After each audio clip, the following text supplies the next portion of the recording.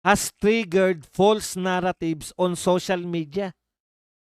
So ikaw hindi mo naiisip yung ginawa ninyo, pinakita ninyo na may picture na si BBM ay o kung wala, parang wala naman si BBM dito sa picture na 'to, na merong meeting, yung mga cabinet official, malamang ito yung meeting niyo ah, sa paano tutugunan yung krisis. Nagme-meeting yung mga cabinet official tapos yung naroon sa screen blurred.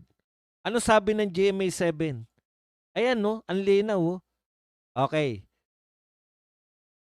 Blurred by Malacanang has triggered false narratives on social media.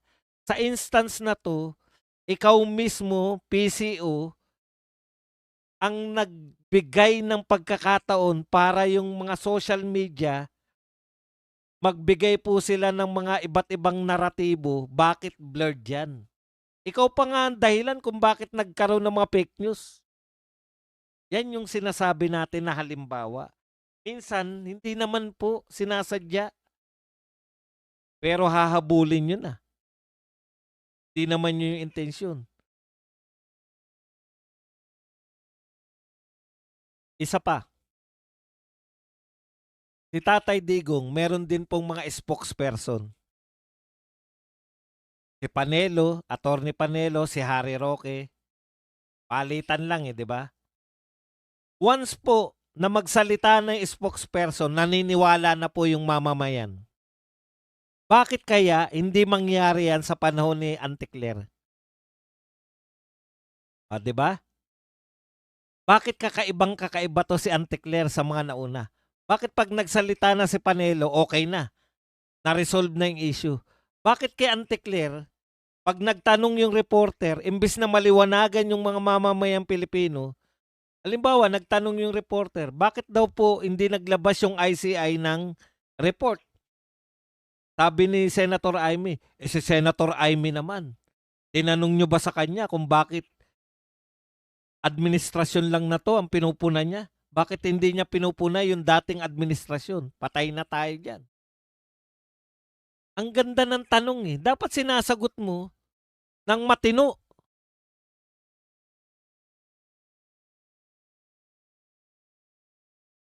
Okay. Balikan na natin si Adolf Ascuña. Si Adolf Ascuña, si Attorney Panelo.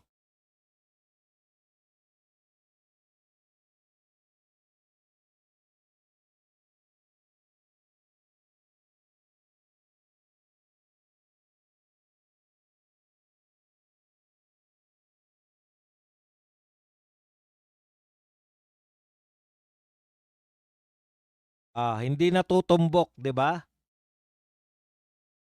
The PCO completely miss the point. Instead of wasting scarce government, dapat pag-isipan nyo, bakit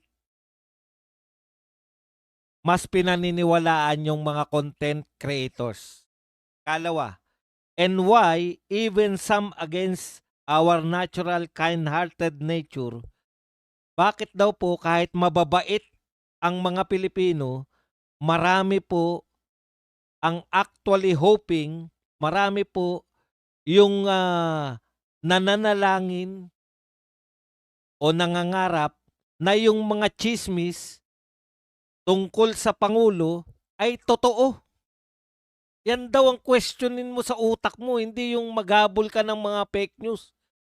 Ang sabi ni Attorney Panelo, tayo po likas tayong mababait na mga Pilipino, pero bakit po napakaraming Pilipino ngayon ang natutuwa pag yung nababalitaan nila na fake news na tigok na ang Pangulo?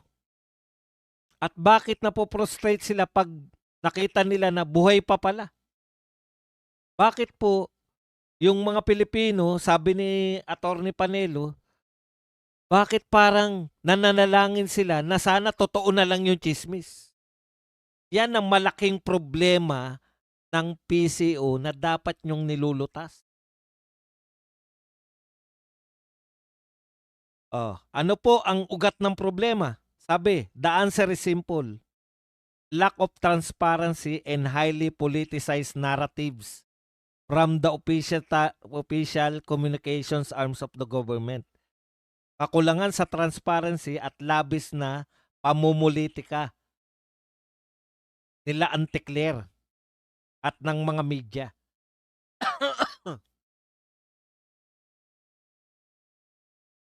And the suffering and embarrassment caused by this administration inept handling of flood control scandal, oil crisis, and other existential issues handling the nation under PBBM. At saka, ayan nga po, hindi maayos na paghawak ng administrasyon sa flood control, oil crisis at iba pang seryosong problemang kinakaharap ng bansa sa ilalim ni PBBM. Yan po ang lutasin mo. Sabagay, mahirapan din talaga yung PCO kasi paano niya sasagutin ano po ang ginagawa ng pamahalaan para lutasin to kung wala naman din silang nakikita na ginagawa ng pamahalaan. Pero ito po ang pinakamalupit na sagot dito sa mga katanungan na to. Si Guanzon po. Ano po ang sinabi ni Guanzon tungkol po rito sa sinasabi ni... Okay. Sabi ni Guanzon, may destabilization plot daw sa kanila. Makinig ka, Dave Gomez. Ang sabi ni Guanzon sa'yo, bobo.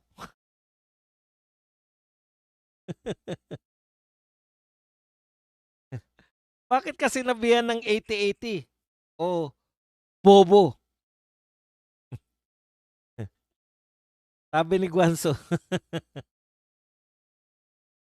Sapul na sapul. Sabi ni Guanzon, may destabilization plot daw sa kanila.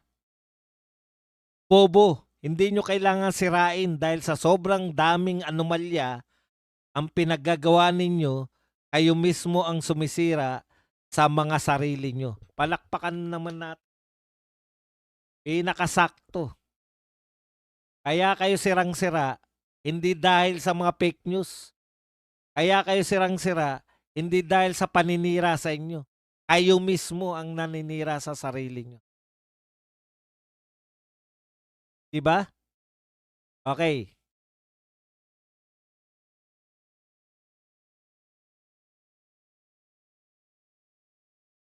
Kayo mismo. Sa dami ng kapalpakan ng gobyernong to, yan hindi na po kinakailangan ng destabilization. Panay kayo destabilization. Ibig mo sabihin, Dave Gomez, bago tong mga issue ng sakit ni BBM, walang bumabati ko sa inyo?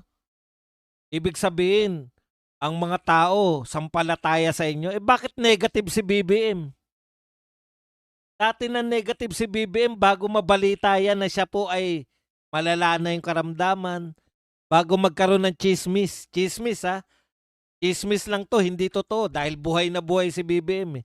Bago magkaroon ng chismis na tigok na si BBM, negative na siya.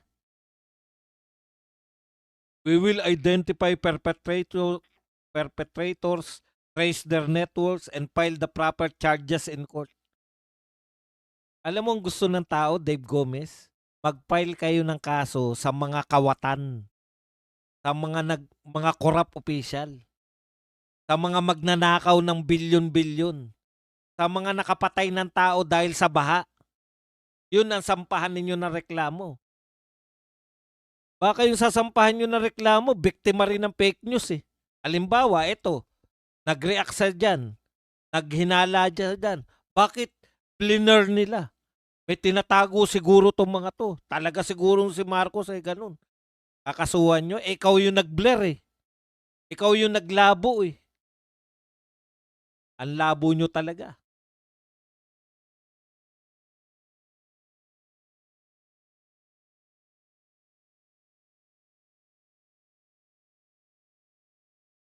Tignan nyo, yung mga salita na ganito ay buhay pa pala, sayang di natuluyan. Kaninong kasalanan yan? Sa inyo. Mas gusto na ng tao ngayon na sana totoo na lang yung chismis. Sana hindi na lang chismis. Mas malaki pa ang problema nyo, Dave. Ngayon, bakit kami nagagalit sa sinabi mo? Alam namin na pwede ito ay ano lang, distraction lang mula sa mga tunay na issue. Ano ang tunay na issue? Putya, nung tumaas ang presyo ng langis, nagtaas tayo ng sobra-sobra. Nung bumaba ang presyo ng langis, hindi tayo makapagbaba ng presyo. Yan ang problemahin nyo. Magagalit yung taong bayan pag yung mga vlogger pinakulong nyo kasi sila na nga lang ang pinagtitiwalaan eh. Alam mo bang ang sinasabi ng mga tao? Nakakakuha sila ng tunay na balita sa mga vloggers na lang. Dahil yung media, social media, kahit hindi garapalang fake news, nagtatago naman ng balita. Sino sa sino sa mainstream media nagbalita ng ano? Sabi nga nakikita ko may news blackout sa media dito sa oral argument. Saan namin nalalaman yung mga laman ng oral argument kung hindi kami nakapakinig ng live? Nalalaman namin yung oral argument, hindi kami nakapanood ng live, nalalaman namin yan sa mga vlogger na lang. Oh, overtime na tayo. Yan lang po ang ating topic. Pwede na kayong magtanong, magbigay ng reaksyon at higit sa lahat, pwede po kayong magpakape. Mag-likes din po tayo. 397 lang kasi yung likers natin kaya hindi tayo dumadami. Jason Kapispisan kasi gusto ng mga tao na matigok na. Correct. Nakapuntos ka ng malaki, Sir Bads. Galing. Kaya po, para po ganahan din naman ako, mag-likes naman kayo. Ako mas naniniwala ako sa DDS vloggers. Okay naman, Boss Bads. Yan. Boss, sabi ni Claire Castro, huwag daw maniwala sa social media na kumakalat sa health ni BBM. Pero sa official page ni BBM, may posting sila. Kung ganun di rin ako maniniwala doon. Simple lang po eh. Sabi nga sa inyo, probahan nyo na walang malubang sakit. Pagsalitain nyo yung doktor, maglabas ng bulletin, medical bulletin, tapos.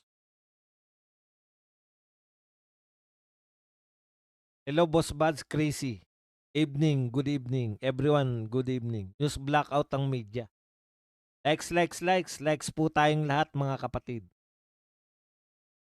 Na-rating ko lang po, Sir Buds. Nag-like na din po ako, Sir Buds. Yan. Joshua.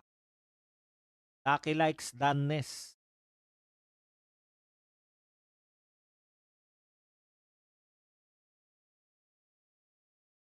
Para gumanda po usapan natin. Tamad kasi magtanong to.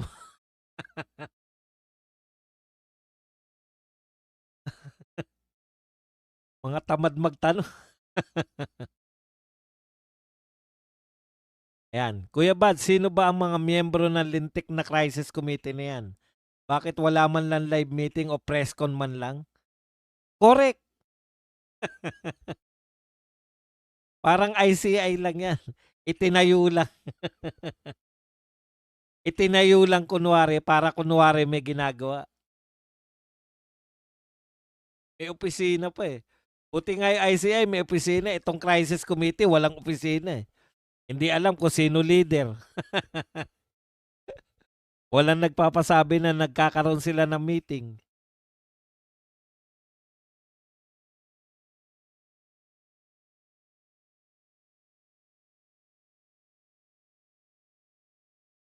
O, comment na po.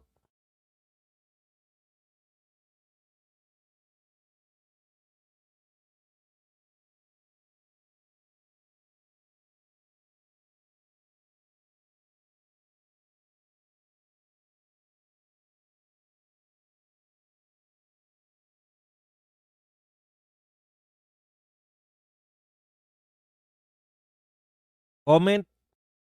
Hello, Sir Buds. Good evening. Danlike po. Pal Joan. Danlike. The Ghost. Boss, balita ko nagpunta ka si Cara David sa bundok ng Sierra Madre para palakasin ang sumpa.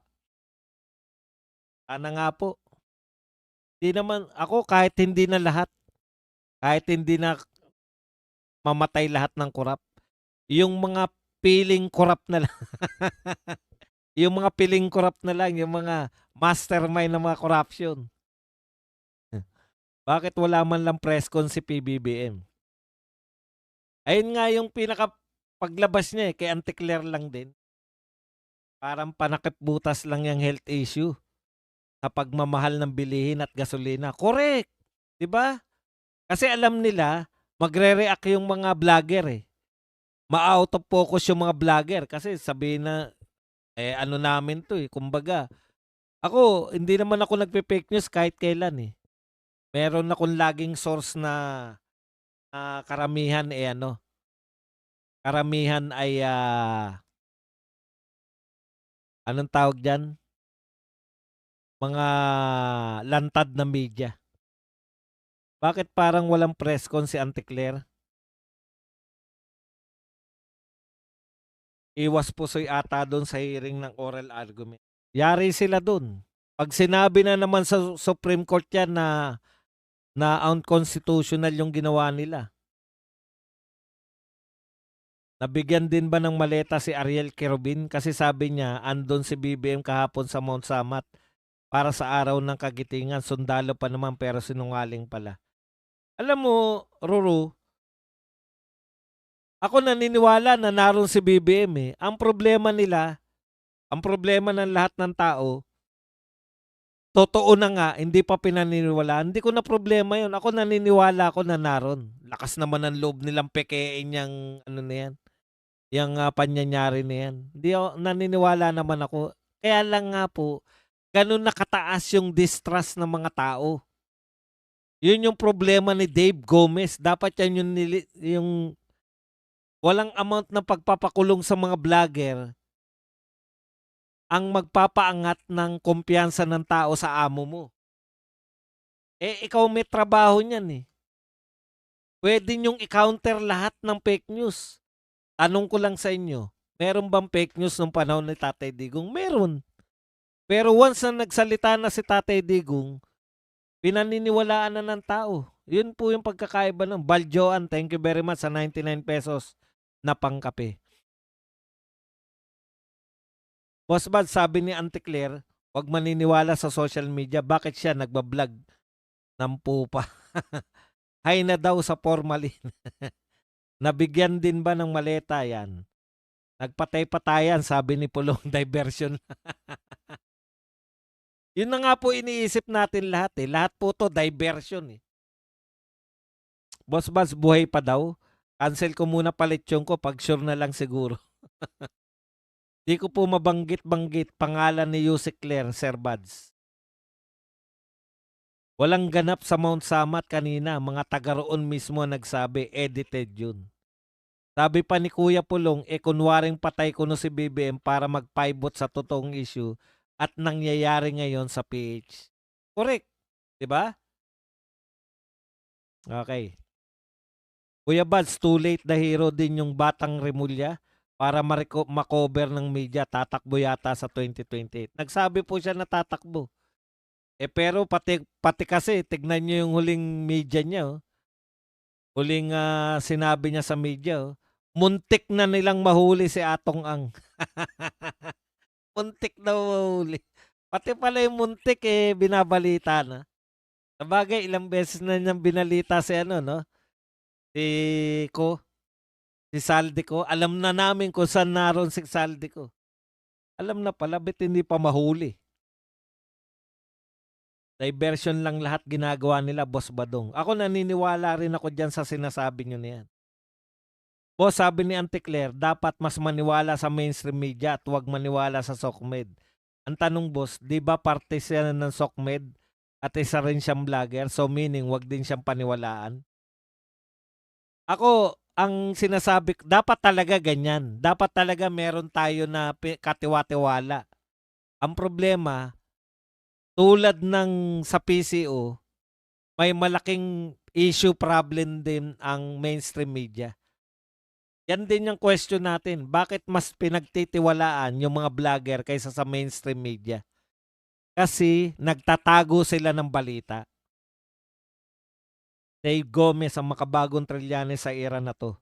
At 3 times 3 pa ipapakulong niya ang lahat ng ayaw maniwala at mag-kowtow sa gobyerno ni Ngagba. Boss, masasabi ba natin na fake news tayong mga DDS kung mali lang talaga mga hinala sa health ni BBM? Tapos nag-share tayo kasi DDS din ang galing na 50-50 si BBM. Alam niyo po, meron pong tanim fake news. No? Huwag niyo pong aangkinin. Alam niyo, yung mga Duterte supporter, hindi naman tayo isang grupo eh. Kunwari kayo, Duterte supporter kayo. Sinadya niyong mag-fake news. Ano namang problema namin eh, kapareho ka lang naman naming Duterte supporter. O, 'di ba? Hindi po kasalanan ng isa, kasalanan ng lahat. Hindi po ako naniniwala diyan na halimbawa po yung sinasabi mo na 50-50. Merong Duterte lager o supporter na pinanggalingan ng 50-50 na si BBM. O edi siya lang yun. Ako kahit kailan hindi ako nagsabi na 50-50 si BBM eh. Yun po yung pagkakaiba. Hindi po pwede na merong isang porket Duterte supporter siya, lalo na ang Duterte supporters. Nakita nyo naman kung paano mga vloggers kung paano mag-away-away.